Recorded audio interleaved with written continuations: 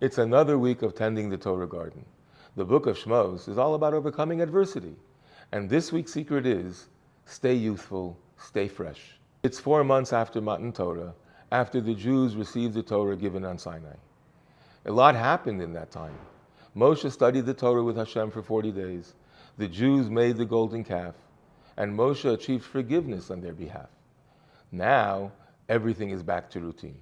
Moshe pitched his tent and began to give daily Torah classes to his people. Most of them just came and went as they needed, with one notable exception.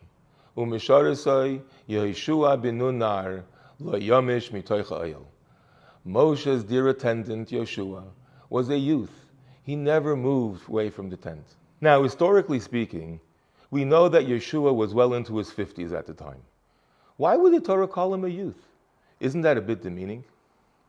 Ramban, Nachmanides, answers that since most personal assistants were young, it just became the term used across the board. But perhaps we can suggest a deeper message. In 1982, the Rebbe turned 80, Gvuros.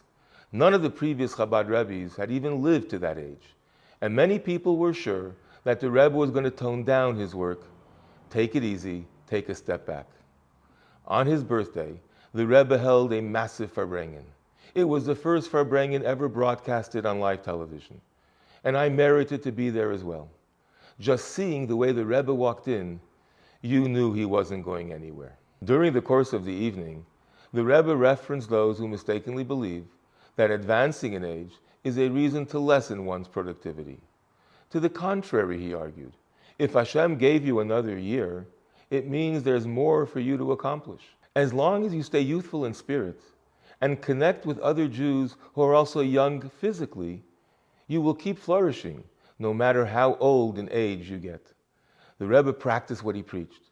During his 9th decade, he opened hundreds of new Chabad houses, delivered thousands more Torah talks, and began the famous Sunday dollars, where he stood on his feet for hours, giving blessings and advice to people of all walks of life. When someone suggested that the Rebbe was perhaps too old, he countered, age is not measured by the passport. Age is measured by how you feel and how you act. I believe the same went for Yeshua. He felt young.